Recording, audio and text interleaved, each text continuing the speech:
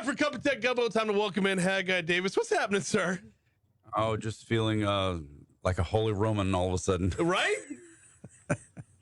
Oh, my word. Okay, so, yeah, if you're watching on Facebook Live, the angle on Haggai has him looking like a priest. And right before that's why I was blurting out laughing in the middle of the intro, was my wife sent me a picture. This Haggai looks like he's wearing clerics this morning. Yeah, a little bit. So I got a black quarter zip on with a white shirt underneath it. Yeah, you look like you're wearing a collar. It's but repping the General Informatics quarter zip, though, man. Absolutely. Presenting the segment as well as the full show on Saturdays and Sundays at 4 right here on Talk 107.3 FM. All right, you sent over a mountain of unbelievably good content this week. I don't know how we're going to narrow it down. If you're not watching us on Facebook Live, you need to be, because I'm telling you right now, there will be no breaks. All right. Start with smartphones. Yep. Smartphone sales are so bad, even the holidays couldn't help.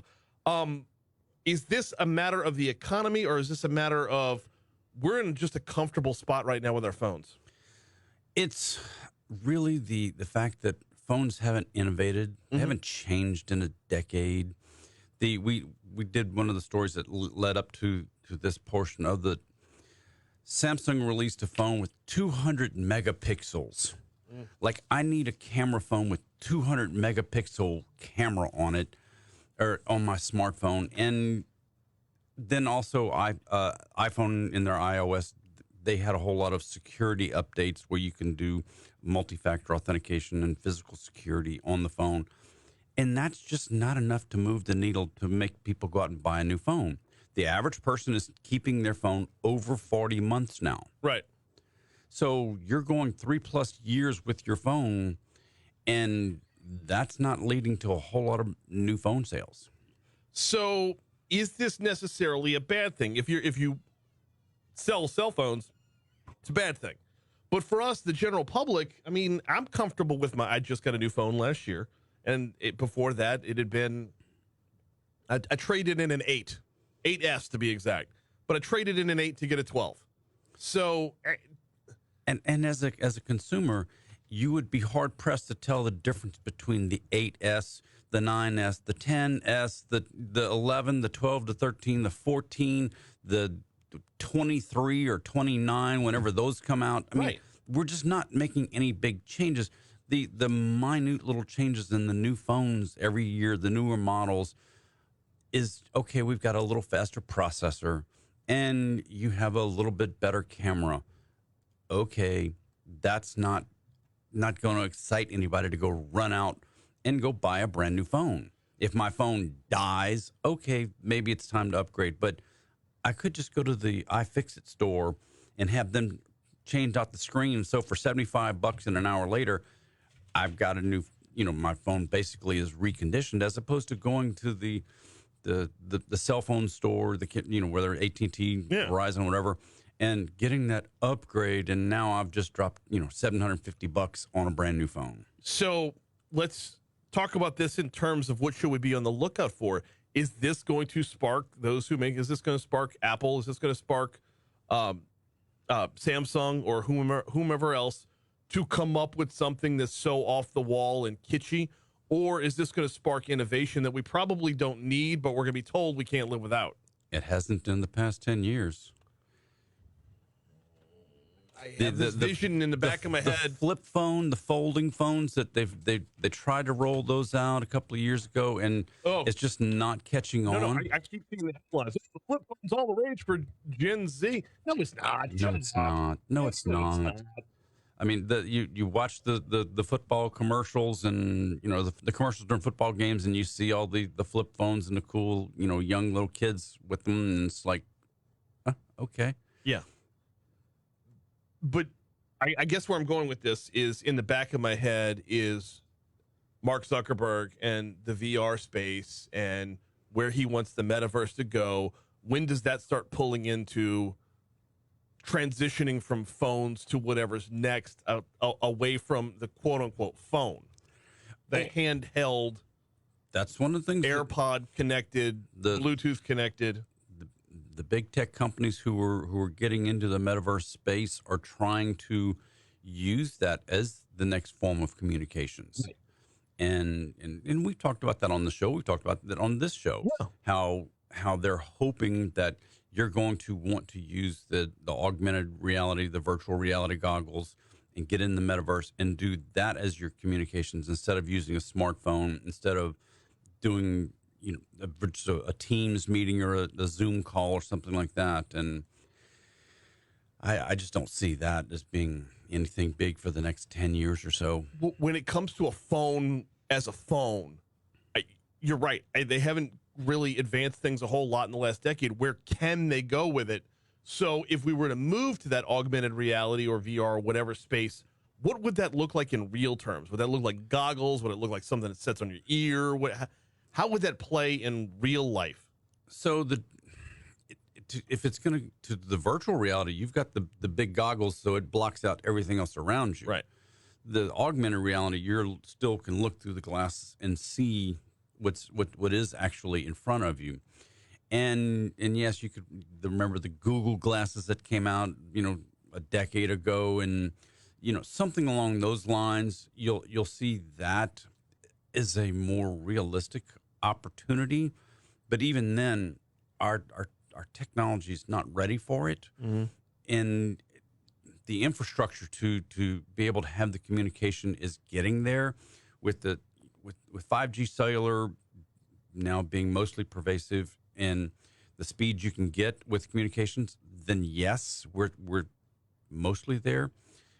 I just don't see that you're going to go drop $2,500 or more on some of these goggles to replace your smartphone that you're already communicating with. So the sticking point would be the $2,500 or more. Do they need to get that down to a reasonable price, like under $1,000? Under $500. Under $500? Yes. Okay. Until I mean, how many people are going to go run out and buy a $1,200 pair of augmented goggles or virtual reality goggles just to play in Mark Zuckerberg's metaverse? Well, I could tell you 70,000 folks that aren't, because they just got laid off in the tech world, and that's what we're going to talk about next. He's Haggai Davis. We do a cup of tech gumbo every Friday this time. We'll continue it next on Talk 107.3.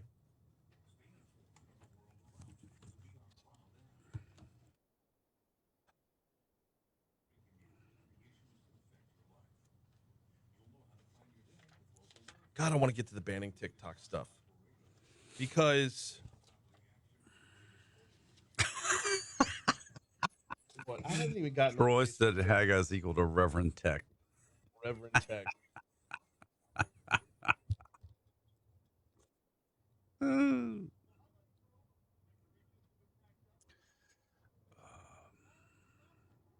Oh, Troy's an attorney, right? Mm-hmm. I need to talk to Troy. I got another listener who's seeking legal help, and it's this vague thing where he's suing a city. And Do you need his contact info? I don't know if I have his contact info. I should. I do. Okay. I have his contact info. Okay. The pastor of Pascal.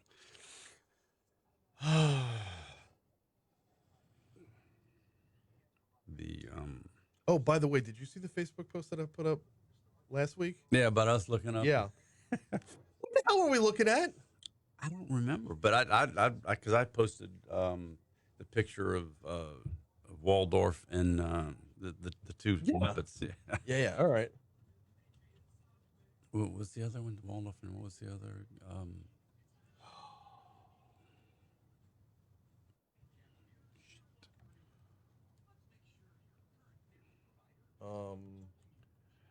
Statler. Statler. That's right. You're right.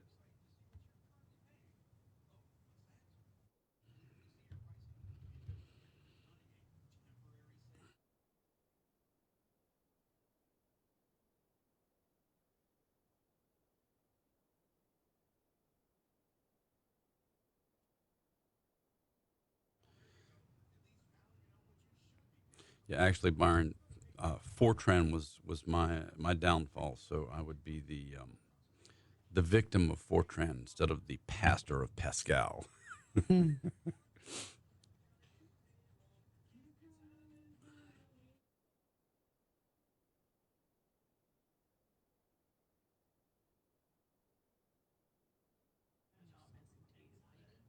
No.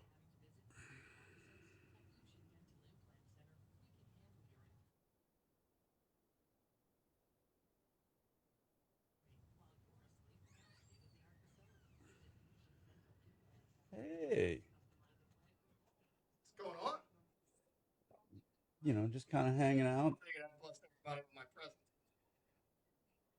I love the way you end your segments. And I'm Taylor Sharp reporting. Just like, oh, but it just sounds like you're standing in the middle of war torn Afghanistan or something. And Yes, you should do that. You can get sound effects out of the theater of the mind. Yeah. Oh yeah, all of it.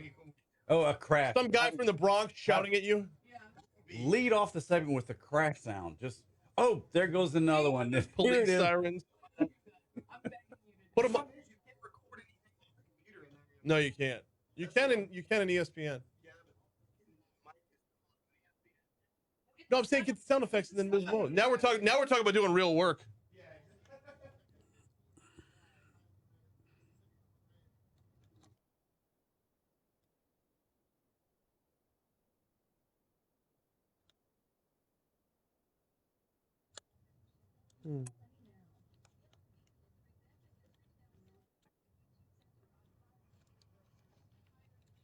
So I decided that when I get back from Vegas, I'm gonna start 75 hard, and the diet that I'm gonna do is gonna be like I'm gonna do that carnivore diet, where you Okay. literally just eat like Just meat, eat meat. cheese, eggs. It's called Atkins. It was That was Atkins. that. Yeah. Well, this is so Atkins. You were allowed vegetables on Atkins. Yeah, Atkins vegetables and just protein. eliminated carbs. Yeah, it was This is proteins nothing and- but meat. Nothing but meat. Right, as long as it came from an animal. Everything that comes from an animal. Right. There's no way that's a good idea. Yeah. That's well, you know what they say. You go first, let's see how it plays. Okay. Watch, I'm gonna be jacked. The I'm gonna be jacked. Mm-hmm. That's what you're looking for? Okay. as do I. So if it works for you, I'll follow. So we're gonna do layoffs and then lasers, and then if we have time, TikTok. That's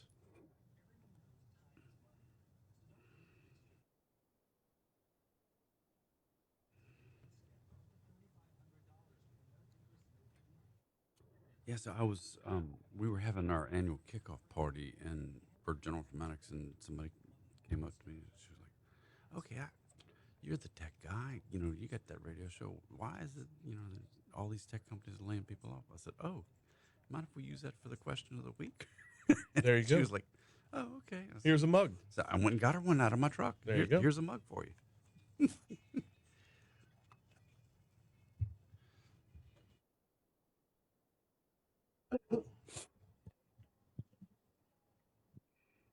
652 Talk 1073 FM, WBRP, 41 degrees in downtown Baton Rouge.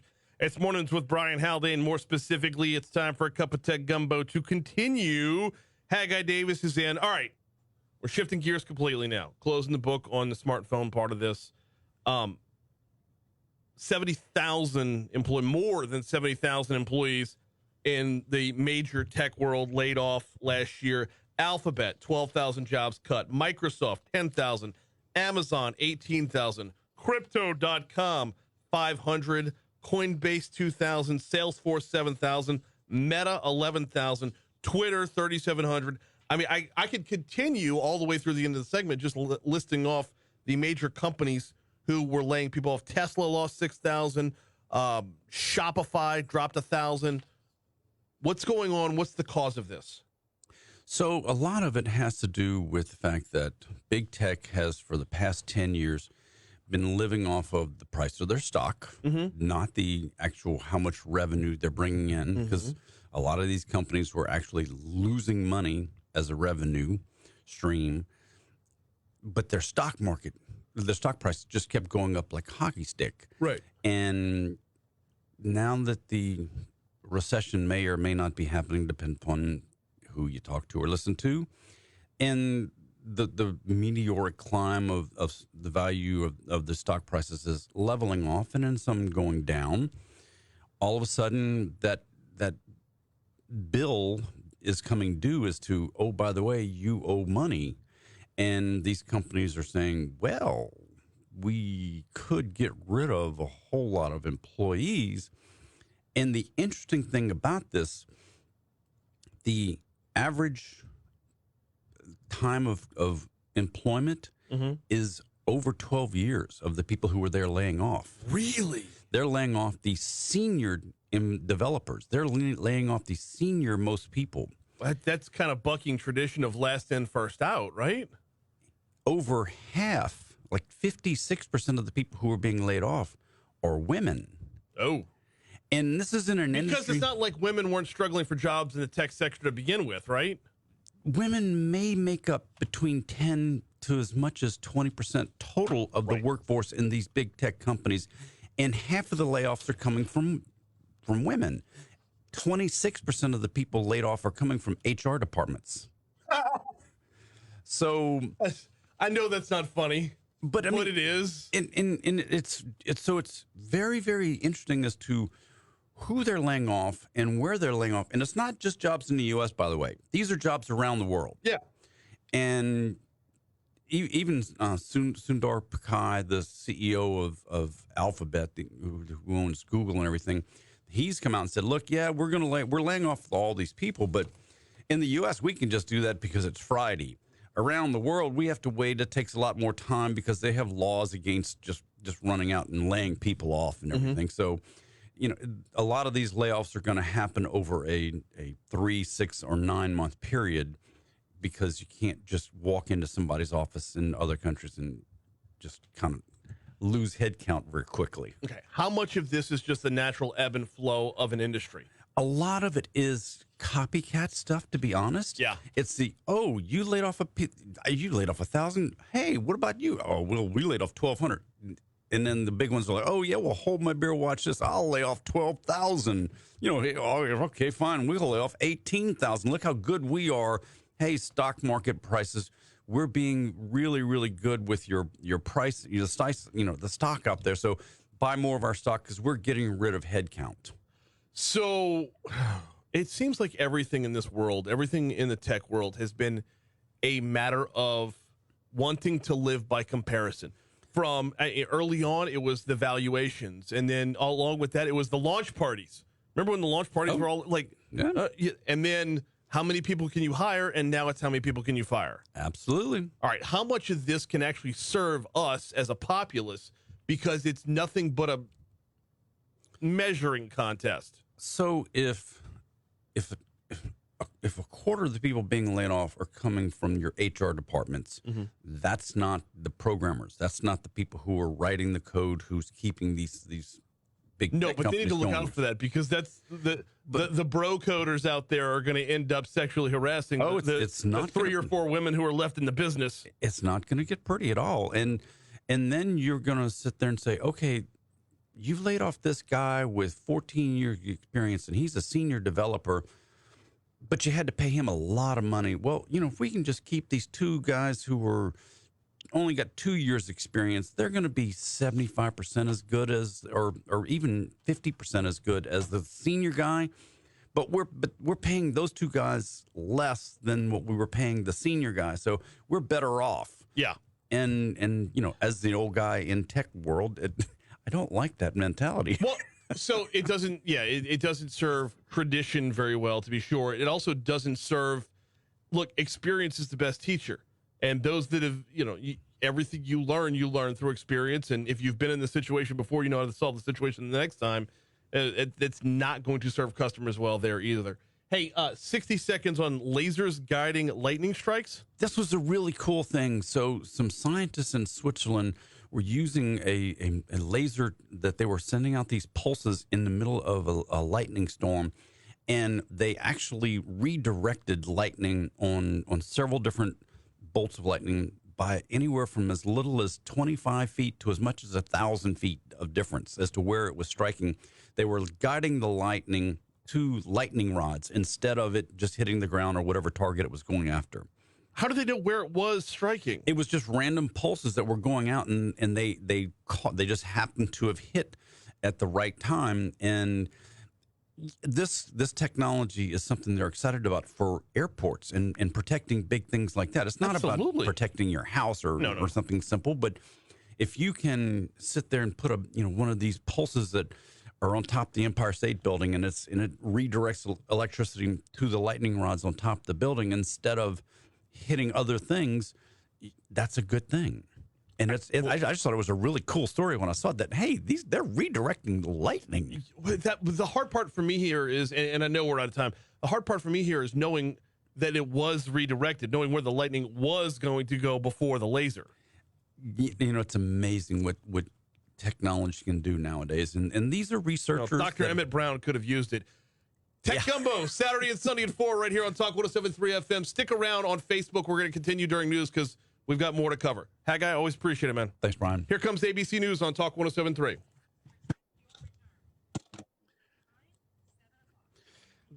You're right, Brian. I didn't use lasers. I'll remember that next time. Laser beams. Laser beams. Freaking shirts with freaking laser beams. All right.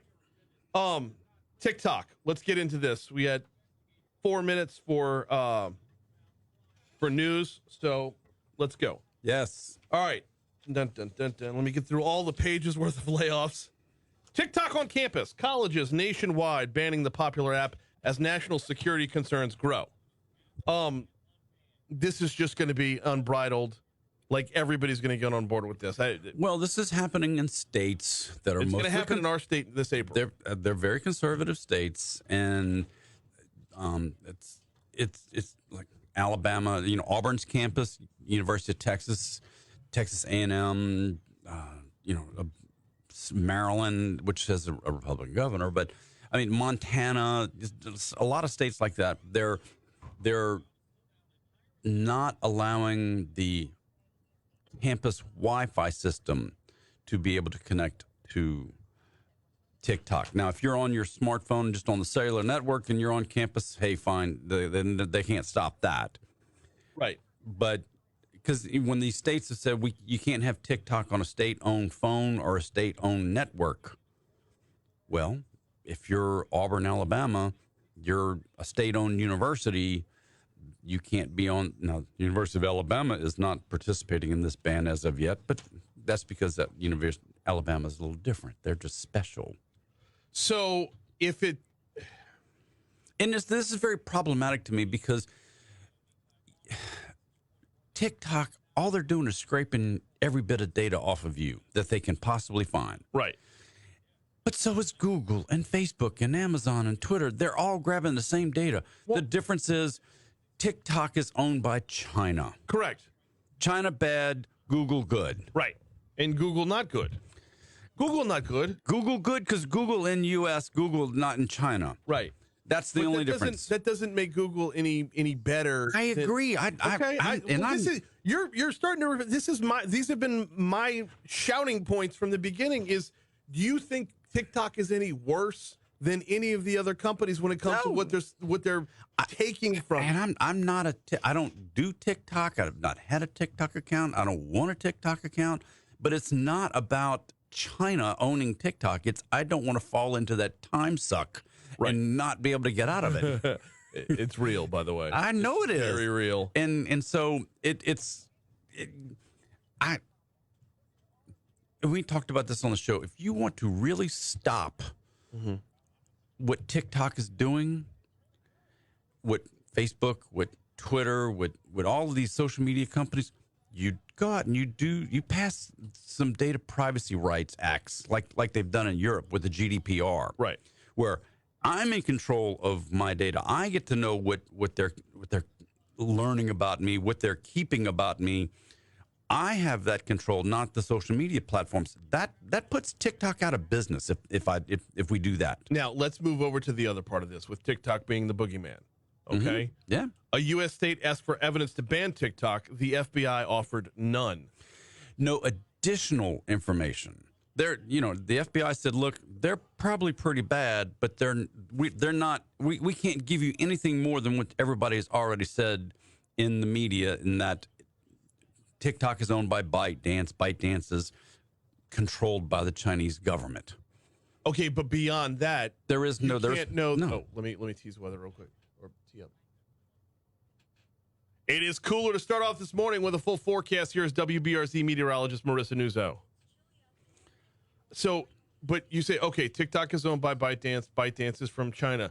Okay, what is China doing with it? I can't tell you any of that.